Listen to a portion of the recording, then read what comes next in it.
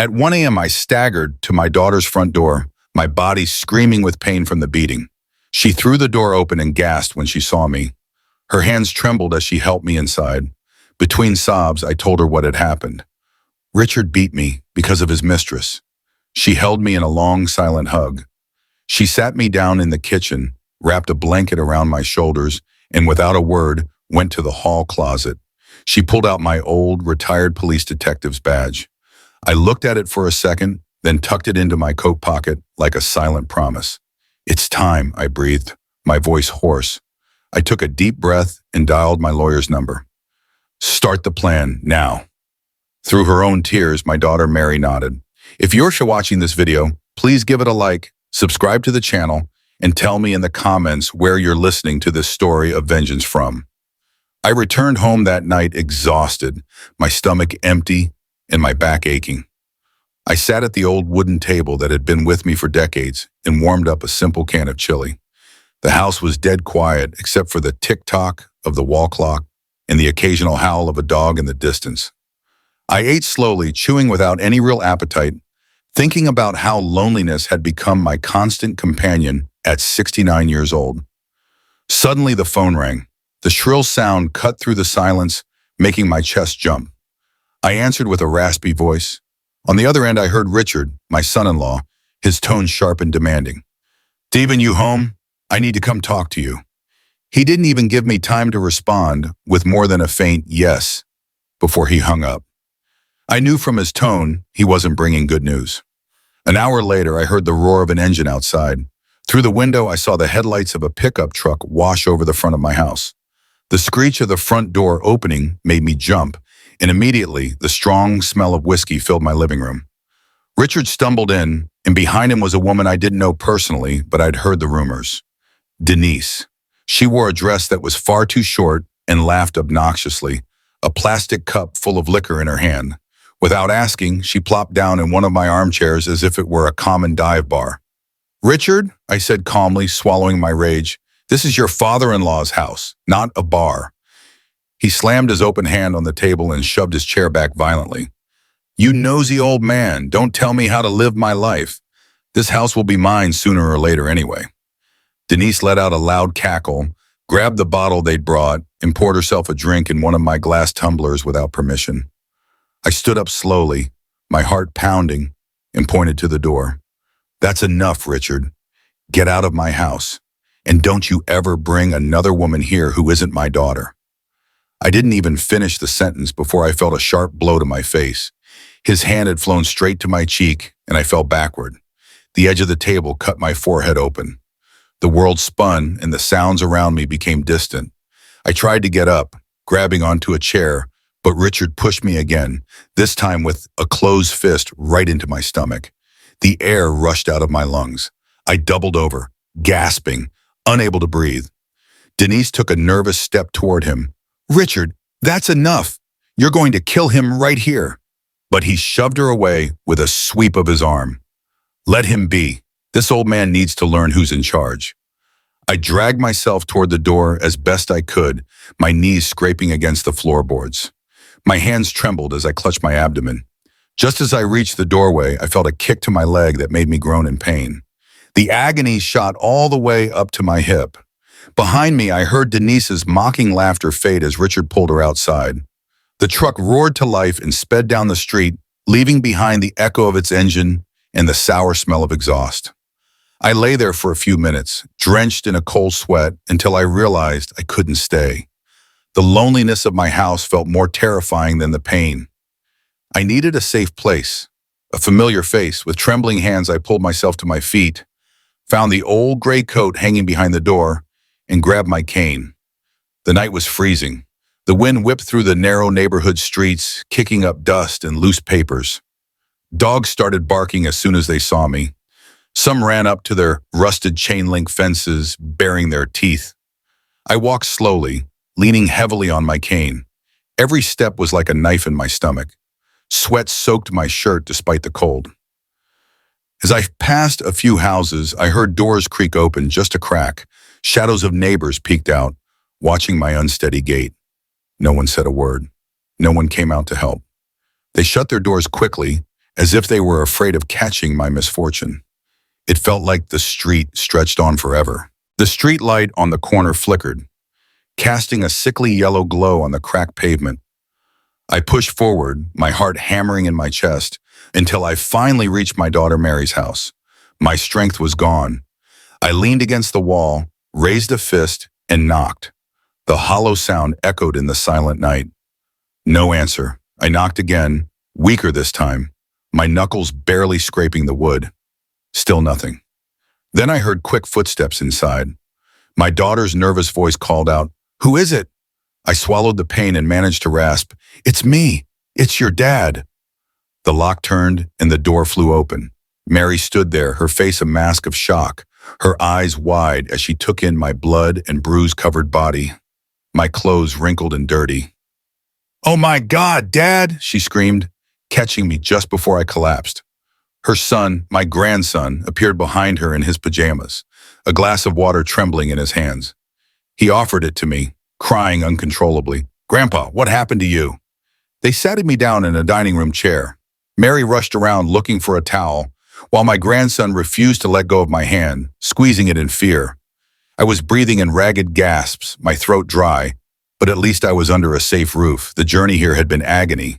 But now, looking at my daughter and my grandson, I knew that this night was just the beginning of a much bigger storm. Mary supported me as she led me to the living room. I could barely move my legs. Every step felt like torture.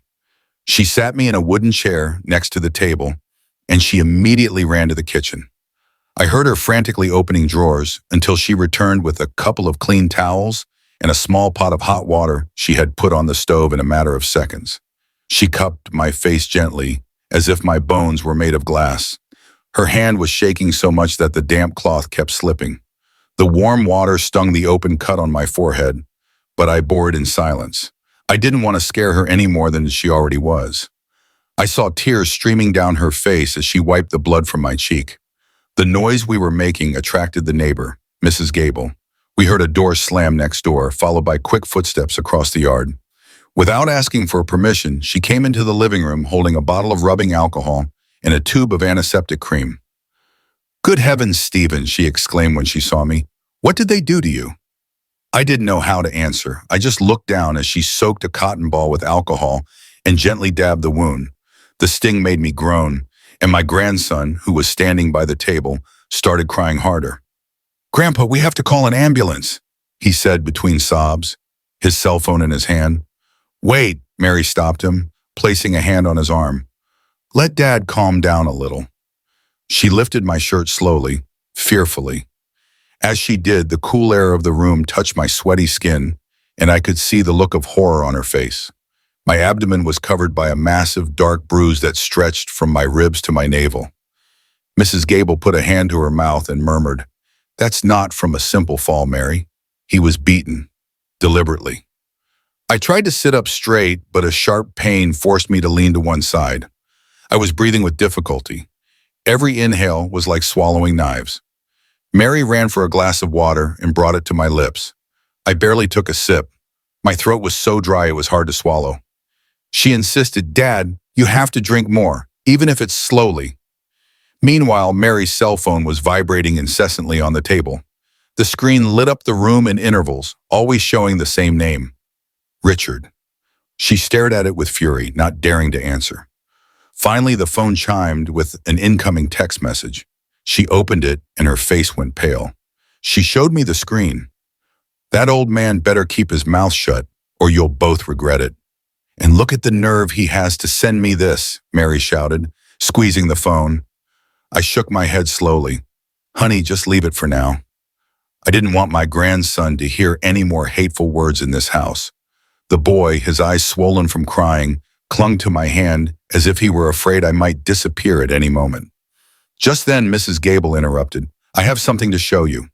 She took out her own phone, opened her security camera app, and after a few seconds showed us a video. On the screen, you could clearly see my silhouette staggering in the middle of the night, knocking on Mary's door, bent over my cane, clutching my stomach. The audio picked up my faint, unmistakable groans of pain. Mary covered her mouth, stifling a sob.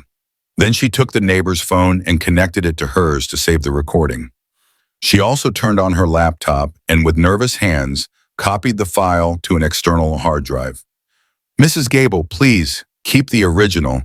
This is too important," as she pleaded. The neighbor nodded firmly. "Don't you worry, Mary, I have daughters too. I'm not going to stay silent." After a few minutes, Mrs. Gable went back to her house, but not before leaving her first aid kit on the table. Mary helped me stand up. With my arm over her shoulders, she led me to the guest room. It was an ordeal to walk that short hallway, as if every foot weighed a ton. She settled me into the bed, placed a clean sheet over me, and adjusted the pillow under my head. "Don't move, Dad, just rest." I closed my eyes for a moment, listening to the sound of milk simmering in the kitchen. The warm aroma soon filled the house. A little while later, Mary returned with a mug of hot milk with a bit of honey. She propped me up carefully and brought the mug to my lips. I drank slowly, feeling the warmth travel down my throat, offering a small bit of relief. My grandson appeared with a box of medicine. He rummaged through the bottles, confused. Mom, which one do I give him?" Mary checked and took out some painkillers. She gave me one with a sip of water. I obeyed in silence as the boy curled up in the corner of the bed, still crying softly. Time passed slowly. Outside, the dogs started barking again. The headlights of a truck suddenly lit up the window. The white light swept across the room like a knife, and Mary jumped to her feet. She ran to the living room, locked the front door securely, and came back to pull the curtain shut abruptly. "It was a truck that drove by slowly," she said, her voice trembling. "I'm sure it was one of Richard's people." No one slept for the rest of the night. The clock marked the hours with its insistent ticking. I stared at the ceiling, the pain in my abdomen throbbing like a drum. Mary paced between the living room and the bedroom, checking locks, dimming the lights, listening to every noise on the street. Mrs. Gable knocked on the door again later, just to make sure we were okay. Mary whispered to her through the window that everything was under control. The neighbor returned to her house, leaving a bright light on in her yard as a sign that she was watching. My grandson finally fell asleep, clutching my cane as if it were a toy. I watched him, feeling a mix of tenderness and guilt. The dawn crept in slowly. I could hear the distant hum of a motorcycle, the echo of a cat fight on a roof, the creak of the house's old wood settling in the cold. Mary, exhausted, sat on the side of the bed with her laptop on her lap. She began to type quickly, copying the photos of my injuries and the camera footage. The screen's glow illuminated her tired face. When she finished, she looked at me and said quietly, "Dad, we have proof. We're not alone. But tomorrow we have to go to the hospital. We can't wait any longer." I nodded, unable to say anything. I felt the heaviness in my body, the constant pain with every breath, and a shadow of fear growing in the room. I knew this wouldn't be the last night we'd hear threats. The silence that surrounded us wasn't peace. It was just the prelude to the storm that was about to break. The dawn arrived with the chirping of birds that pulled me from a light sleep. I had barely closed my eyes for a couple of hours, and my body still ached with pain. From the bed, I heard the familiar tinny jingle of a truck getting closer. It was the donut truck that made its rounds through the neighborhood every morning with that repetitive tune that filled the streets.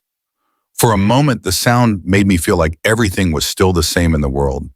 But the throbbing pain in my abdomen and the metallic taste in my mouth reminded me that nothing was the same. I lay still with my eyes half closed, still smelling the strong scent of the ointment Mary had rubbed on me during the night. The menthol burned my skin but also soothed it a little. Suddenly, I heard soft footsteps. It was my grandson, coming in very carefully, carrying a steaming mug in his small hands. "Grandpa, here's some warm milk," he said in a whisper, as if he were afraid of breaking the silence. The mug trembled in his hand, almost spilling. He grasped it with both hands to steady it and left it on the nightstand beside the bed. Then he leaned in and whispered, "Don't go out today, Grandpa. Please stay here." I stroked his head with a trembling hand.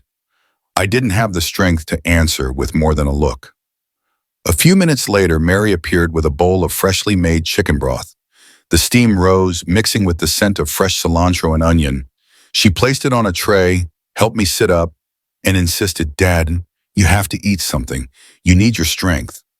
I was about to take the first spoonful when a loud bang on the back gate interrupted everything. 3 quick, successive knocks, as if someone was desperately trying to get in. Mary left the bowl on the table and ran to the gate. I listened, my heart tight in my chest. When she opened it, Mrs. Gable appeared, panting as if she had been running. Her hair was a mess, her blouse was buttoned wrong, and she was clutching her cell phone. "Mary," she said almost breathless. "I have it. I downloaded it. Here's the proof." She handed her a small USB drive wrapped in a napkin. Mary took it with nervous hands and looked at me seriously. "Dad, we have to watch this." They helped me out of bed, and with slow steps, I made it to the living room. There on the table, they turned on the old laptop. The sound of the internal fan filled the room as the screen lit up. Mrs. Gable plugged in the USB, and after a few seconds of silence, the recording appeared. I saw myself staggering in the dark street, leaning on my cane with a stained shirt. You could hear my knocks on the door and my weak, pitiful groans. No one spoke during the minutes the video played. The only sound was the whir of the fan and the slow creaking turn of the ceiling fan. Mary pressed her lips together, her eyes fixed on the screen, and then copied the file to the hard drive, her phone, and another external memory stick. Each click of the keyboard sounded like a hammer blow in the silence. "This is your defense, Stephen," Mrs. Gable said, placing a hand on my shoulder. "Don't ever lose it." I tried to thank her, but only a thread of a voice came out. "Thank you. You don't know what this means to me." She shook her head. "Yes, I do. I have daughters too. We can't stay silent." Just then, Mary's phone vibrated again. The screen blinked with 5 missed calls, all from the same number. Richard. Mary didn't answer, but soon a message came through, which she read aloud with contained rage. "You crazy woman, let my wife go. That old man better not make things up." Mary squeezed the phone so tightly I thought it would break in her hand. Then she turned it off and went to find a spare SIM card she kept. In a matter of minutes, she had swapped the chip, and the device went silent. "He can't track us anymore," she said, taking a deep breath. Mrs. Gable didn't leave right away. She stayed for a while, helping my daughter change my bandages. Her hands smelled of laundry soap and alcohol, and her touch had an unexpected tenderness. "Let him rest a bit, Mary," she recommended, and first thing in the morning, taking him to the hospital. That swelling in his abdomen could be dangerous. My daughter nodded, though her eyes shone with worry. When Mrs. Gable finally left, I went to the window. Through the curtains, I could see a young man standing on the corner, leaning against an old motorcycle. He wasn't smoking, wasn't talking, just looking toward our house. His posture gave him away. He wasn't there by chance. Mary ran to lock the door and pulled down the blinds with a sharp snap. She didn't say anything, but I understood the same thing she did. Richard had sent someone to watch us. The rest of the day passed in a false calm. None of us went out. From inside, we heard the sounds of the neighborhood. The call of the fruit vendor, the whistle of the knife sharpener, the murmur of women chatting in front of the corner store. Everything seemed normal, like any other day. But in our house, every noise was a threat, every shadow a warning. My grandson played silently with some toy cars on the floor, though he would glance at me from time to time as if to make sure I was still breathing. Mary kept busy organizing papers, hiding the USB drives in different drawers, as if she were building a fortress of documents. I stayed in bed, listening to the life of the neighborhood from a distance, the shouts of children playing ball, the music from a radio in the house next door, the smell of fresh bread filtering through the window. It all contrasted with the weight I was carrying, a weight that wasn't just physical, but also of fear and shame. We spent that entire day locked inside as if the house had stopped being a refuge and had become a bunker. Outside, the world went on with its routine, but inside these walls, we knew we were under Richard's watch. I breathed with difficulty, feeling the pain with every movement. But more than the bodily pain, what suffocated me was the certainty that this was just the beginning, and that the video in Mary's and Mrs. Gable's hands was both our salvation and the reason for new threats. The tension was so thick you could cut it with a knife, and I, lying there, my eyes fixed on the ceiling, understood that the day was slipping away in silence, while the rope that tied us to fear grew tighter and tighter, as if it were about to snap at any moment. That afternoon, Mary insisted I get some fresh air. She patiently helped me to the iron bench we had on the porch. My steps were short and clumsy, and every movement reminded me of the pain in my abdomen. The sun was setting slowly, painting the walls an orange hue. The cool evening air caressed my face, and I closed my eyes for a moment. A group of kids was playing ball in the street. The sound of their laughter should have brought me peace. But when I heard them suddenly go quiet as they saw me, I felt a knot in my stomach. One of them whispered, not knowing I could hear, "The old man on the corner is sick." My face flushed with shame, not because I was hurt, but because I felt exposed, vulnerable, reduced to the subject of whispers. I didn't say anything. I looked down and gripped my cane tightly.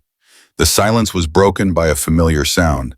In the distance, the tinkling of bells and a clear voice echoing down the block.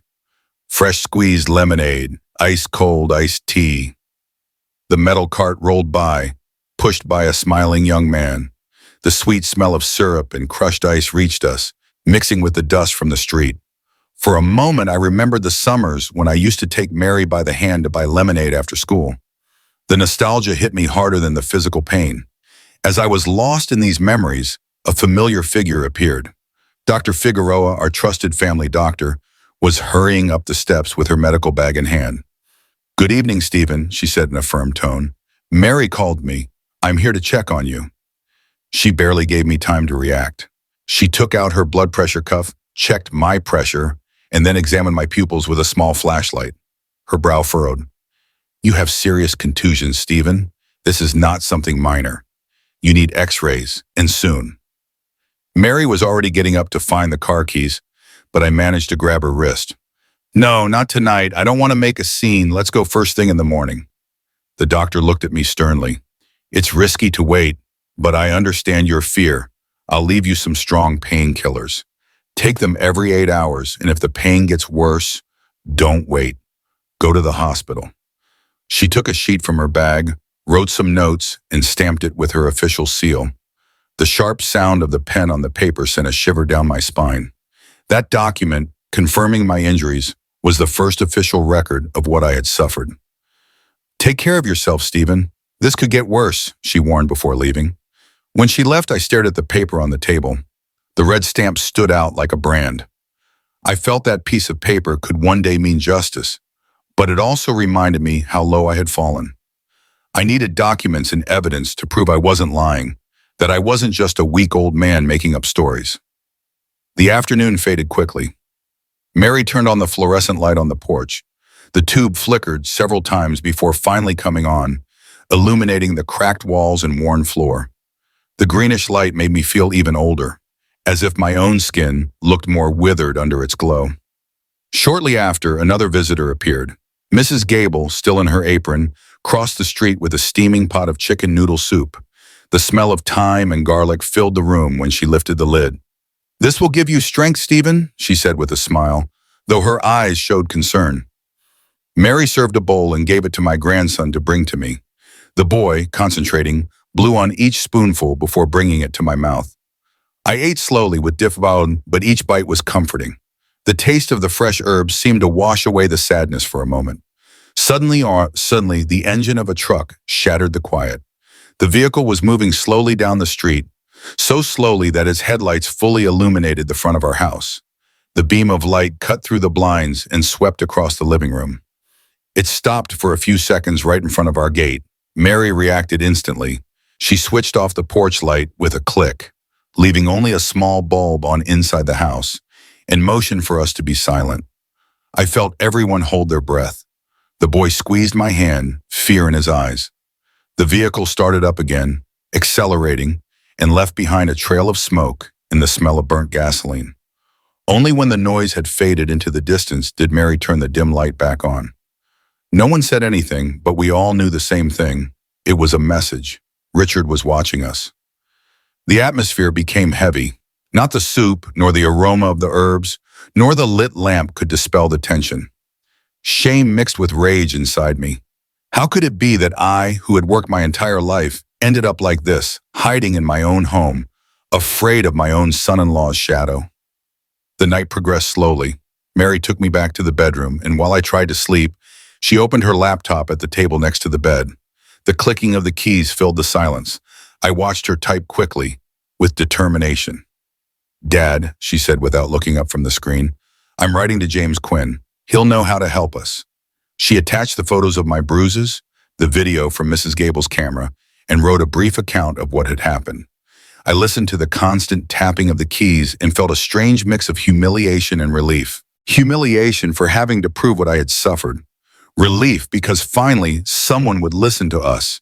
When she finished, she let out a deep sigh and took my hand. "Dad, tomorrow we won't be alone anymore." I couldn't find the words, so I just squeezed her hand with what little strength I had left. I closed my eyes as the barking of dogs in the distance and the buzzing of insects accompanied the night. Sleep came slowly, interrupted by the pain and the certainty that the storm was just beginning. The next morning, as the sun barely lit up the neighborhood roofs, Mary had her old motorcycle ready. The engine coughed as it started, as if resisting to go out, but finally roared to life with a tired growl.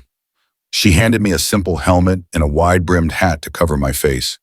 I also tied a dark bandana around my cheeks to hide the still painful bruises. It was uncomfortable, but necessary. I didn't want anyone to recognize me in this state. We left slowly through the alley, careful not to attract attention. The morning air hit my face and made my wounds sting, but I remained silent. We stopped at a small cafe on the corner of the main avenue. The place smelled of freshly ground coffee and sweet pastries, but I could barely manage a sip from the cup we ordered to blend in. From there, we watched the comings and goings of people. Vendors setting up their stalls at the market, children with backpacks walking to school, cars honking as they passed. A friend of Mary's, a young man named Chris, who worked at the market, came over and greeted us quickly. Faking a casual conversation, he whispered to her, "I've seen him every night at the Arches bar over on Hidalgo. He always comes in with a very flashy woman." Mary looked at me and nodded. I looked down, feeling rage course through my chest. The beatings weren't enough. The threats weren't enough. Richard had to flaunt his betrayal in public too. We spent the day waiting for the right moment. I remained silent most of the time, sitting on a market bench, watching the sun slowly descend. When evening fell and the street lights began to turn on, we followed Richard's gray truck from a distance. We stayed well back in the traffic, careful not to be noticed.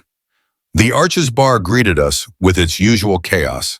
Loud country music blared out, mixed with the smell of spilled beer and tobacco. The neon lights flickered, illuminating a pavement littered with cigarette butts and broken glass. Richard's truck parked right in front. We saw him get out with an iron shirt, shiny shoes, and his head held high as if he owned the place. From a nearby alley, Denise Salgado emerged. Her red dress stood out under the neon light, and her heels clicked on the ground as if marking the beat of an invisible song. In one hand, she held a lit cigarette, and in the other, a small clutch. When Richard wrapped his arm around her waist and kissed her cheek, they both laughed without a care for who might see them. I took out my phone with trembling hands. My heart was beating so hard I felt its pounding would give me away. I took quick pictures. Richard's face, her face, the truck, the license plate. Each click was a stab of pain and humiliation, but also an act of defiance. A few young guys sitting on the curb whistled at Denise. She ignored them, and Richard, instead of being embarrassed, smiled with satisfaction like a rooster in a henhouse. He raised his hand and called out to a waiter at the door, "Bring me the good stuff." Mary, hidden behind a parked bus, whispered to me, "Dad, we need more proof. Don't stop." When they went inside, we waited outside. The noise was constant, laughter, clinking glasses, the metallic sound of a jukebox. Cigarette smoke mixed with the smell of sweat and street food. We stood there for over an hour, enduring the stares, pretending to be just another couple of passers-by. Finally, we saw them come out. Richard was stumbling, his jacket open, his arm tangled around Denise's waist. She rested her head on his shoulder, laughing loudly. They got into the truck and headed toward the north side of town. Mary revved the motorcycle just enough not to lose them, always keeping a safe distance.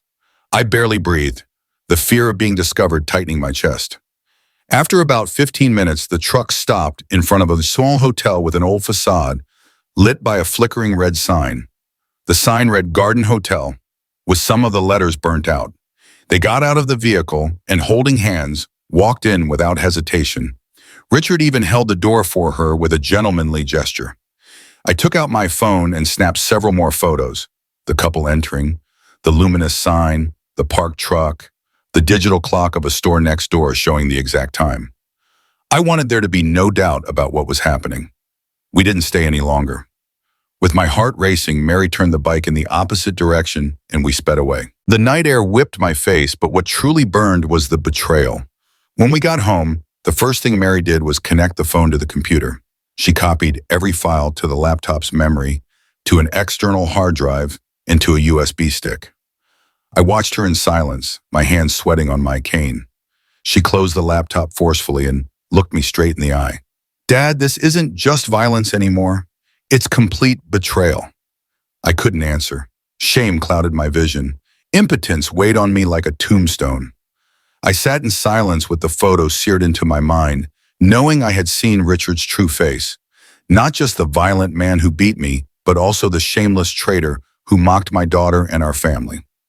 I didn't sleep that night. Sitting by the window with the USB drive hidden in my coat pocket, I understood that I had taken a step from which there was no turning back. We had seen his face, his true face, and we could no longer pretend it didn't exist. 2 days after that night, we discovered Richard's betrayal. I was trying to rest in bed at Mary's house. The pain in my abdomen was still constant, and although the bruises on my face were starting to change color, every time I saw myself in the mirror, they reminded me how fragile I had become. The apparent calm was shattered when the landline phone in the living room rang. The familiar metallic sound made me jump. Mary answered and handed the receiver to me. I immediately recognized the deep voice of Robert Carter, an official at the county records office I had dealt with in the past. "Stephen, how are you?" he asked cautiously. "Listen, you should come by my office. There's a strange issue with your property." A chill ran down my spine. I could barely articulate. "My property? What happened?"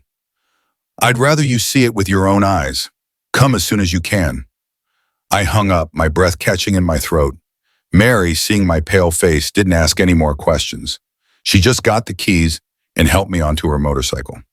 The ride was uncomfortable. Every pothole in the road made me groan. The air smelled of dust and charcoal smoke from the street vendors. On a corner, a man was shouting, "Hot dogs! Get your hot dogs!" The tempting aroma contrasted sharply with the knot in my stomach. We passed children chasing a ball, women carrying grocery bags, old men chatting on a park bench. For them, life went on as normal. For me, everything was falling apart. We arrived at the modest building where Robert worked. The wooden door was peeling, and it creaked as it opened, as if it too held secrets. Inside, the air was thick, smelling of old paper and printer ink. Robert came out to greet us. He wore his usual wrinkled shirt, but I noticed a different kind of seriousness in his eyes. "Stephen, please come in," he said, lowering his voice. He led us to a small office, barely lit by a flickering fluorescent tube. He closed the door and searched his desk for a file of documents. He spread them out in front of me with a grave gesture. "Look at this." My heart pounded against my ribs as I turned the pages. There it was in black and white. My property, my family's land, had been transferred into the name of Denise Salgado. The date was from just a week ago. My hands were shaking. I kept turning pages until I found something that made my blood run cold. My signature and Mary's, both forged, crudely, alongside an official red notary stamp. I recognized the letterhead of the records office and even the signature of a notary I knew by sight. It was like seeing my own identity stolen and stamped in ink. "This isn't possible," I murmured, feeling my voice fail. Robert looked at me with pity and lowered his voice even more. "Someone inside this office facilitated this, but the person who turned in the papers was Richard. I'm sure of it." Mary, her face flushed with rage, snatched the documents and began photographing every page with her cell phone. The sound of the shutter clicked over and over again, like gunshots in the tense silence. "We need official copies, Robert," I demanded in a thin voice. He nodded without hesitation. He turned on an old printer and began to make certified copies. Each sheet bore a red stamp and his signature at the bottom. He handed me the folder with solemnity, as if he were passing me a weapon in the middle of a war. Be careful, Stephen. This is dangerous. Don't show it to just anyone. At that moment, a horn blared outside. It was a city bus passing, and the noise of passengers getting on and off contrasted with the deathly silence of the office. I felt like I was living in two different worlds. One where everything was normal, and another where my life and my daughters were crumbling. We said goodbye to Robert, who shook my hand firmly. Mary tucked the folder into her backpack as if it were a fragile treasure. The ride back felt endless. She drove with concentration while I watched the streets filled with people buying fruit, afternoon snacks, bags of groceries. A street vendor shouted, "Cheap avocados, perfectly ripe." That normality hurt, because I knew there was nothing normal about my world anymore. We stopped at a trusted print shop. Mary went in alone with the documents while I waited outside, leaning on my cane, watching life go by. The smell of fresh ink drifted out, mixing with the bustle of the street. I heard a child crying because he couldn't have candy, a man haggling over a belt, a woman laughing on the phone. Everything continued, but I felt like a small man caught in a whirlwind of deceit. Mary came out after a few minutes with several more copies and a USB drive. "Now we have everything backed up, Dad." When we got home, the tension was palpable. We locked the doors and windows and carefully opened the old metal lockbox where we kept important documents. We placed the original folder inside, secured with a padlock. We put one of the copies in an envelope and gave it to Mrs. Gable, who accepted it without asking questions, though I saw the worry in her eyes. As night fell, the family gathered at the table. It was nothing special. Rice, beans, and a piece of grilled steak Mary had bought at the market. The smell of the food filled the kitchen, but no one ate with ease. The silence was broken when Mary slammed her hand on the table and placed the papers in the middle. "Now, Dad," she said, "now we have him cornered." I looked at her. Her voice was firm, her eyes shining with a mix of rage and determination. I nodded in silence. I didn't have the strength to speak, but I understood that those red stamps, those fake signatures, were more than just paper. They were proof of how far Richard was willing to go. I stared at the red ink on the pages like bloodstains on our family history and knew that a line had been crossed. It was no longer just about beatings or humiliation. Now it was about theft, about betrayal with the law on his side. That night, in the silence broken only by the chirping of crickets in the yard, I understood that our fight would no longer be just in our homes, but also in the courts. And although the fear was still in me, for the first time, I felt we had something to fight with. It was a Saturday morning when we decided we couldn't wait any longer. Mary looked me in the eye as she poured coffee into 2 mugs and said firmly, "Dad, it's time to confront him." I knew it wouldn't be easy. My ribs still ached, and every step I took reminded me of the beating I had received. But the time had come. I put on my old brown coat, the one I wore in the harshest winters, and adjusted my wide-brimmed hat. With a bandana, I covered part of my face, still marked by the bruises. In my leather satchel, I carried the essentials: the photos of Richard with Denise, the copies of the forged documents, and the memory stick with the video from that morning I arrived beaten at my daughter's house. It was like carrying a silent arsenal. The journey to the pawn shop was an ordeal. Mary drove with focus, and I watched as the city woke up. Juice vendors on the corners, mothers scolding their children for being late for Saturday school, the smell of gasoline mixed with that of fresh donuts. But my mind was fixed on one goal: to look him in the eye and show him I was no longer afraid. Richard's pawn shop was on the corner of a busy avenue. The noise of cars and horns mixed with the hum of engines. A pungent smell escaped from the sidewalk, a mix of oil, old metal, and cigarette smoke. 2 tattooed guys in black t-shirts and thick chains around their necks were leaning against the door. They were smoking and laughing until they saw us arrive. One of them let out a laugh. "Look, the father-in-law's here," the other responded with a mocking whistle. I didn't answer. I gripped my cane and walked forward with slow but firm steps. I felt their mocking, yet expectant gazes on my back. Inside, the light was dim. A couple of fluorescent tubes flickered, illuminating shelves crowded with pawned items, antique clocks covered in dust, rusty radios, small TVs with screen burns, guitars without strings. The air was thick with cigarette smoke and the sweetish smell of a half-smoked cigar. There, at the back, behind a scratched wooden desk, was Richard.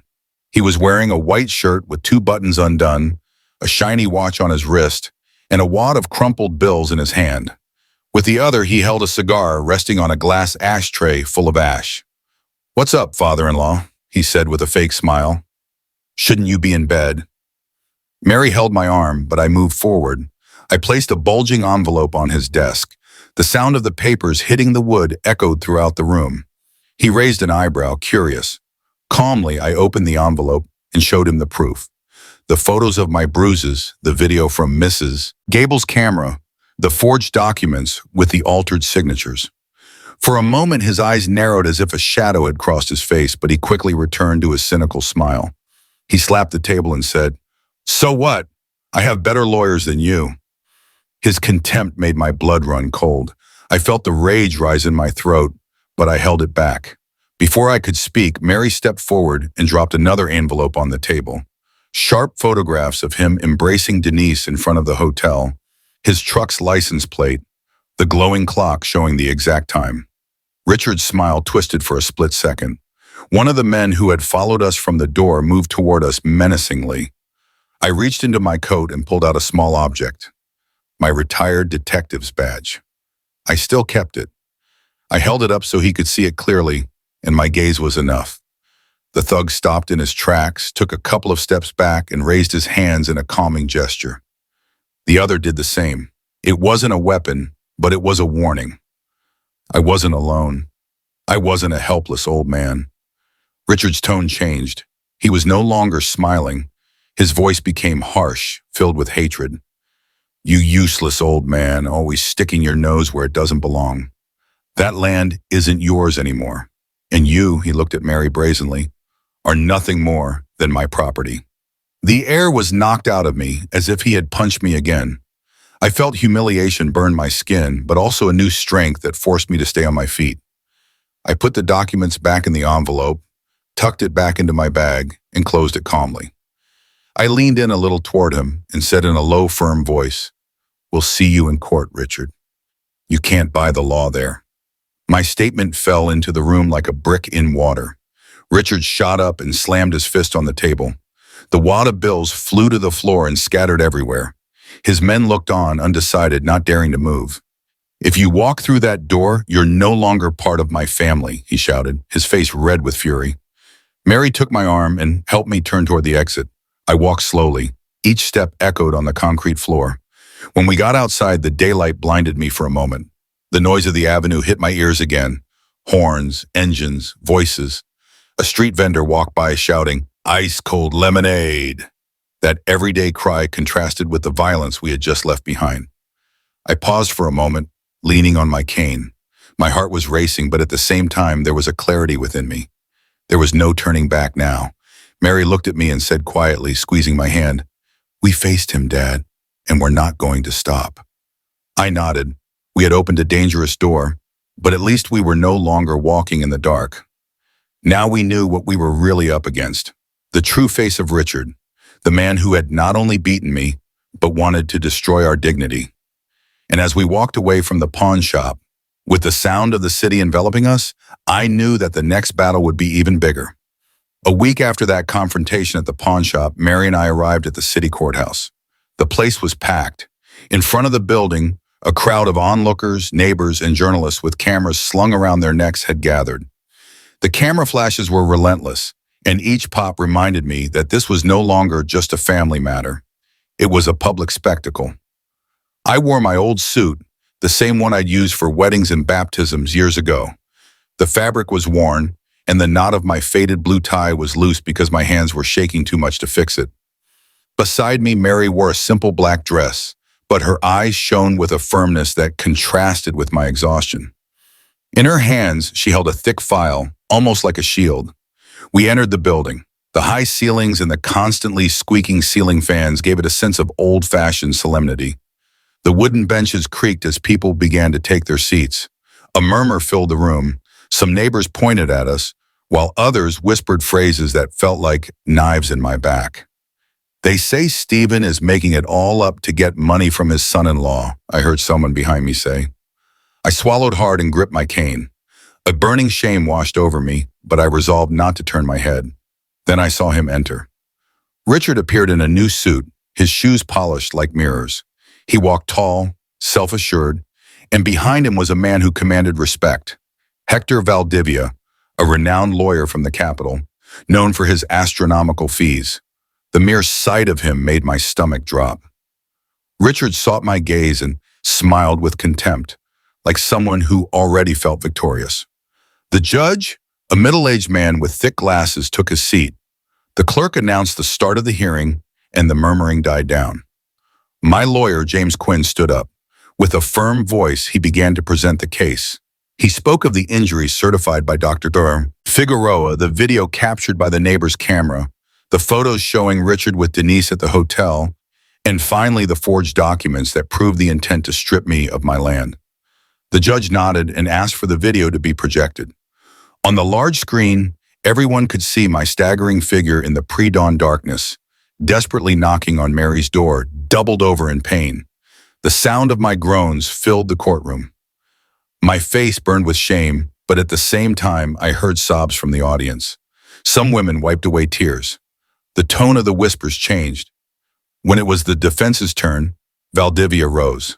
His voice was powerful, rehearsed. He paced slowly in front of the judge like an actor on a stage. "This is all a setup," he said confidently. "Stephen is trying to extort his own son-in-law. The daughter is manipulating this elderly man to secure an inheritance she doesn't deserve." His words caused an immediate stir. Some spectators shook their heads. Others, undecided, looked at each other. I felt a knot tighten in my chest. I wanted to stand up and scream that it was a lie, but my lawyer stopped me with a gesture. Richard, meanwhile, leaned back in his chair with a triumphant smirk, whispering something in Valdivia's ear. It was then that Mary, unable to contain herself, stood up, raised the bundle of photographs, and held them high. "Here is the proof. Richard with Denise at the hotel. The truck, the exact time." The judge slammed his gavel on the desk. "Order in the court." My lawyer requested to call the first witness, Mrs. Gable. The neighbor took the stand with a firm step. She held the original USB drive in both hands as if it were a relic. She testified without hesitation. "I saw Stephen arrive that night myself. He was beaten. He could barely stand. I heard him knocking. I saw it on my camera. No one told me about it. I saw it." The judge asked for the recording to be played from her device. Once again, the entire courtroom was filled with the dry sound of my fists on the door, of my broken voice pleading for help. The silence became heavy. Richard lost his composure, shot to his feet, and shouted, "You gossiping old hag! Everyone knows you hate me!" The judge interrupted him immediately. "Silence! One more word, and I will have you removed from this courtroom." The rage on Richard's face was palpable. His fists clenched on the table, his knuckles white. Next, they called Dr. Figueroa. She, still in her white coat, calmly explained, "The injuries Stephen suffered are clearly consistent with recent blows and not an accidental fall. The hematoma on his abdomen is typical of a forceful impact." She presented the medical report she had signed at my house. The judge scanned the papers attentively. The rustling of the pages sounded like hammer blows in the silent room. I was breathing with difficulty. My chest tightened not just from the physical pain, but from the anguish of having my life put on display, reduced to evidence, papers, and testimonies. However, seeing Mary standing tall, her eyes bright with determination, gave me back a little strength. Valdivia still tried to discredit the documents. He spoke of supposed inconsistencies, of family conspiracies. His words sounded convincing to anyone who wanted to doubt. But every time he made an accusation, James responded calmly, showing another copy, another stamp, another date that contradicted him. The tension was unbearable. The ceiling fans continued to spin, their repetitive sound filling the silences between each statement. The public murmured, some indignant, others still distrustful. I clung to my cane, aware that what was at stake was not just a piece of land, but my dignity, my daughter's safety, the truth of what I had lived through. The session dragged on for hours, And at the end of that day, the only clear thing was that the evidence on our table was solid and Richard was starting to lose ground. I saw him clench his teeth, his face contorted, and although there was still a long way to go, for the first time, I felt that the scales of justice might finally tip in our favor. The atmosphere in the courtroom had become unbearable after hours of accusations and rebuttals. The judge called for silence, and after reviewing his list, announced in a solemn voice, "Will the next witness, Denise Salgado, please come forward?" A murmur rippled through the room like a gust of wind. Some people let out surprised gasps, and a few even whistled mockingly. The judge slammed his gavel hard on the desk. "Silence in the court!" Then I saw her enter. Denise, the woman I had seen so many times on Richard's arm in bars, no longer had the same arrogant air. She wore a simple, light gray dress, and her makeup was faded, as if she had been crying before she came. Her hands clutched a small purse that seemed to weigh a ton. She walked with short steps, her gaze fixed on the floor, until she stood before the witness stand. I glanced over at Richard. His face went pale for an instant, though he tried to hide it. He leaned his head toward his lawyer, Valdivia, and whispered something to him with visible urgency. The lawyer heard him, but it was too late. Denise had taken her seat and the judge asked her to testify. She took a deep breath and in a broken voice began, "Richard promised me a part of Stephen's property.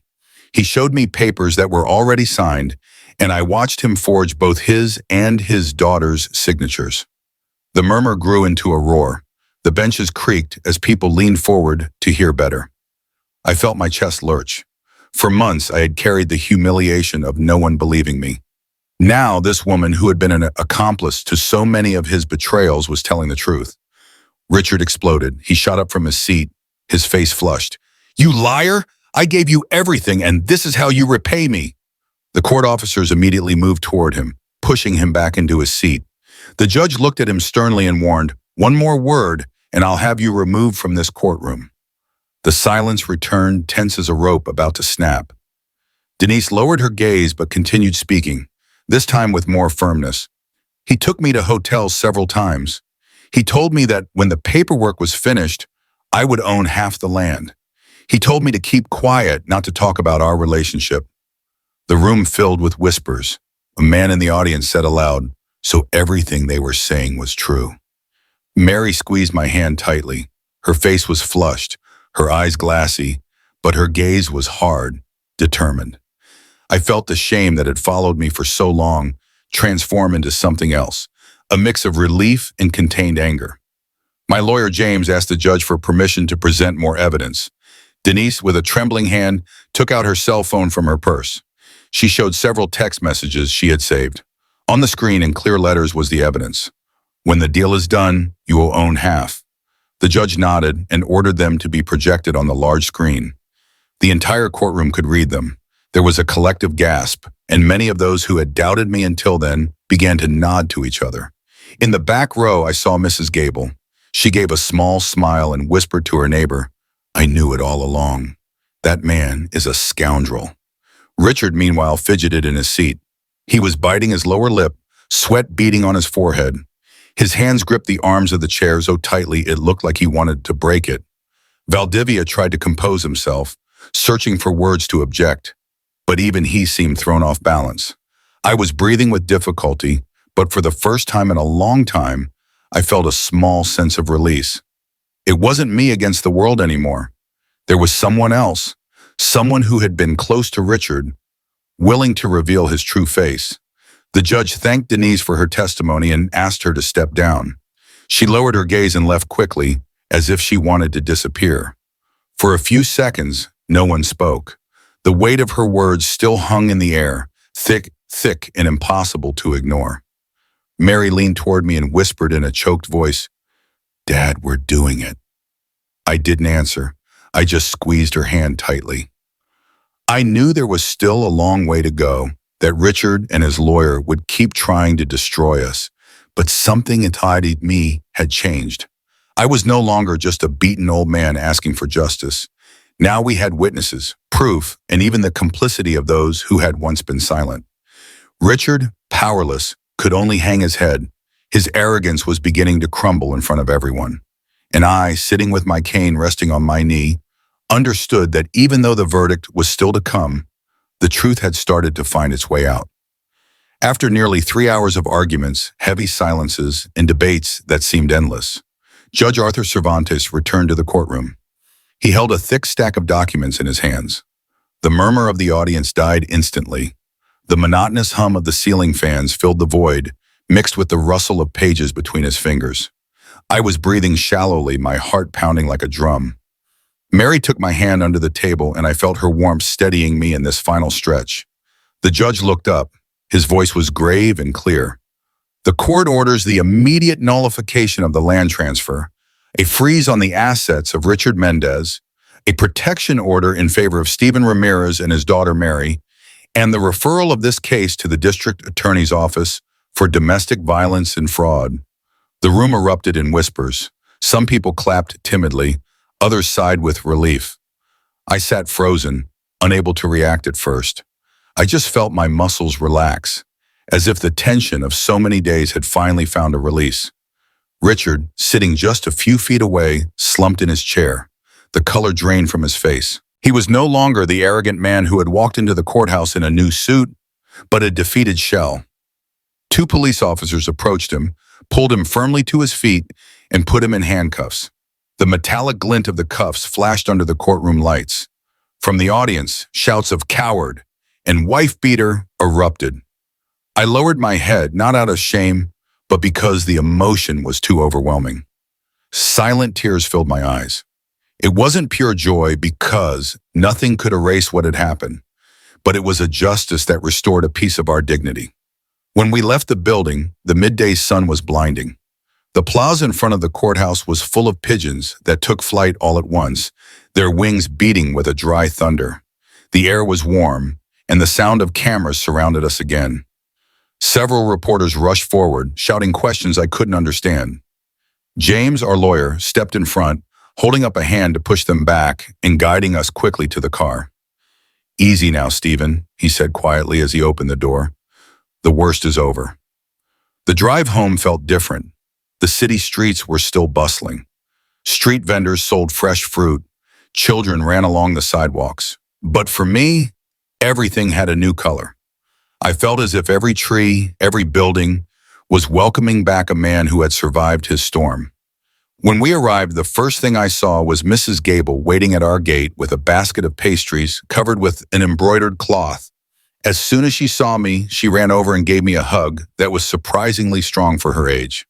"We won, Stephen, we won," she cried, with a joy that spread to everyone nearby. Mary smiled, though her eyes were wet. She guided me to the old wooden bench on the porch. I sat there, exhausted but with a light soul. She brought me a glass of cool water with lemon slices and mint leaves that perfumed the air. The scent reminded me of the summers of my youth when everything was simpler. My grandson came running out into the yard. He threw himself into my arms with a shout. "Grandpa, you're safe now." I hugged him gently, pressing my cheek against his hair.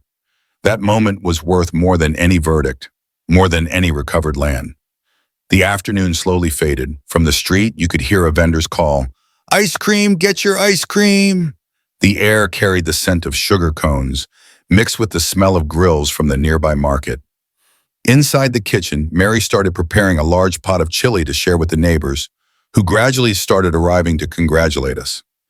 The laughter, the voices, and the clinking of plates filled the house with a human warmth I hadn't felt in a long time. I sat there watching as life returned to its course. I listened to the metallic tap of the spoon against the pot, the quick footsteps of children running through the yard, the murmur of happy conversations. I felt the weight I had been carrying on my chest finally lift. When night fell and everyone had gone home, the house was calm. Mary cleaned up the dishes, my grandson fell asleep on the sofa, and I, unable to sleep, went out to the porch again. The sky was clear, the stars shining brightly. The moon illuminated the cobblestone street, and the night air was fresh, clean, as if it wanted to purify everything. I sat in the rocking chair, propped my cane to one side, and stroked my grandson's hair as he slept with his head on my leg.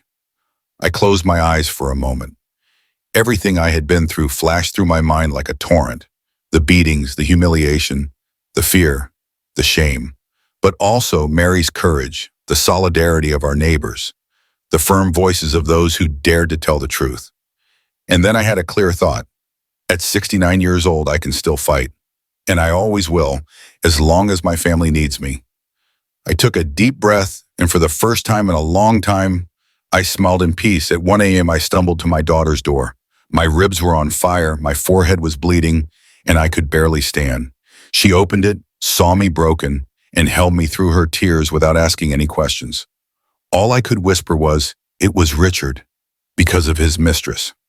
That night, I knew there was no turning back. If you're watching this, please give it a like and subscribe to the Whispers of Experience channel. Tell me in the comments where you're listening from, because I want to know how far this truth has traveled. May you always be blessed.